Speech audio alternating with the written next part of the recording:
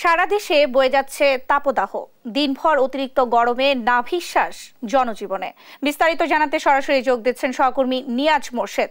নিয়াজ, গরমের তীব্রতা কতটা ভোগান্তি বাড়িয়েছে জনজীবনে আমাদেরকে জানাবেন। জনজীবন আসলে ভোগান্তি কিন্তু কয়েকদিন যাবতে গরমের যে তাপদাহ বইছে সারা দেশব্যাপী, সেটিতে কিন্তু আসলে এক ধরনের জনজীবন অতিষ্ঠ প্রায়, এবং সবাই কিন্তু আসলে নিরাপদ যে ছায়াযুক্ত স্থান সেটিতে আসলে আশ্রয় নেওয়ার চেষ্টা করছে। এবং আপনাকে যদি একটু দেখাই, আসলে আমি এখন রয়েছি কারণ বাজারে, সেখানে কিন্তু আপনি দেখতে পাচ্ছেন যে ওভারব্রিজের একটু আসলে আপনার ওভারব্রিজের একটু ছায়া পড়ার কারণে সবাই কিন্তু আসলে সেই ছায়াযুক্ত পথটি কিন্তু আসলে আপনার তারা ব্যবহার করছেন। এবং আপনার এই পাশে যে আসলে রোদটা পড়ছে, সেই রোদ দিয়ে আসলে কেউ আসলে যাতায়াত করছেন না। আপনাকে আরেকটু বলে রাখি যে আজকে কিন্তু আবহাওয়া দপ্তরের যে তথ্য মতে প্রায় 32 ডিগ্রি সেন্টিগ্রেড কিন্তু আসলে আপনার তাপমাত্রা কিন্তু আসলে বিরাজ করছে, এবং সেই সাথে কিন্তু আপনার প্রায় এবং অনুভূত হচ্ছে কিন্তু প্রায় 42 ডিগ্রি সেন্টিগ্রেড তাপমাত্রা।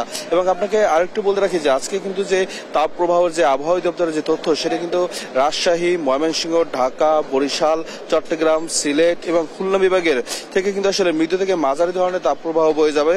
এবং ঢাকা, ময়মনসিংহ, রংপুর, চট্টগ্রাম, সিলেট বিভাগের কোথাও কোথাও কিন্তু আসলে আপনার কিছুটা আপনার শিলাবৃষ্টি কিন্তু হতে পারে। এবং আপনাকে আর একটু বলে রাখি যে আসলে এই গত দিন বিকেলবেলা কিন্তু আসলে আপনার একটু বৃষ্টি হওয়ার কারণে কিছুটা স্বস্তি ফিরলেও কিন্তু আজকে সকাল থেকে কিন্তু আবার আপনার তাপ প্রবাহ কিন্তু বইছে সকাল থেকে, এবং সেই 32 ডিগ্রি সেন্টিগ্রেড তাপমাত্রা কিন্তু আজকে বিরাজ করছে। এবং আপনার এটি যদি আসলে আপনার আবহাওয়া দপ্তর যদি বলছেন যে এটি আসলে যদি ঠিক 42 ডিগ্রি সেন্টিগ্রেডের তাপমাত্রা কিন্তু যায়, সেটা কিন্তু আসলে একেবারে অতি আপনার তাপমাত্রা বৃদ্ধি পাবে এমন একটা বলছেন। এবং সেক্ষেত্রে কিন্তু আসলে এক ধরনের মানুষের কিন্তু ঘর থেকে বের হওয়াই কিন্তু খুব কষ্ট হয়ে যাবে। এবং এখনই কিন্তু আসলে যে স্বাস্থ্য যারা বিশেষজ্ঞ রয়েছেন বা আপনার আবহাওয়া দপ্তরে যারা আবহাওয়াবিদ রয়েছেন, তারা কিন্তু বলছেন জনগণকে একটু সচেতন ভাবে চলার জন্য, যেন কোনো ধরনের কোনো পানি শূন্যতার রোগে তারা আক্রান্ত না হয়। এই কারণে আসলে ছায়াযুক্ত স্থান দিয়ে আপনার চলাচল করা এবং আপনার বেশি বেশি পানি পান করা, এবং আপনার এছাড়া আপনার আর যে ছাতা ব্যবহার করা, এমনটি কিন্তু আসলে তারা কিন্তু বারবার নির্দেশনা দিয়ে আসছেন। যদিও আমাদের আসলে আপনার এই আবহাওয়ার তাপদাহের কারণে মানুষ কিন্তু এক ধরনের অতিষ্ঠ, কারণ আসলে যাদের কাজ রয়েছে এবং যারা আসলে শ্রমজীবী মানুষ এবং যারা বিভিন্ন অফিস আদালতে যাবেন, তারা আসলে ঘর থেকে না বের হয়ে পারছেন না। সেক্ষেত্রে আসলে তাদেরকে কিন্তু এক ধরনের গরমের যে দাবদাহের কারণে আসলে অতিষ্ঠই হয়ে যাচ্ছে তাদের জীবনটা, এমনটা কিন্তু আসলে আমাদেরকে কয়েকজন বলেছেন। এবং আপনি যদি একটু বলি, আসলে সবাই কিন্তু এক ধরনের আসলে আপনার যে যেখানে পাচ্ছে আর কি একটু ছায়াযুক্ত স্থানে কিন্তু আসলে যাওয়ার চেষ্টা করছে, কারণ তারা কিন্তু আসলে আপনার যেহেতু আপনার গরমে আসলে বেশিক্ষণ আসলে রোদের মধ্যে দিয়ে চলাফেরা করা আসলে তাদের জন্য খুব কষ্টকর হয়ে যাচ্ছে।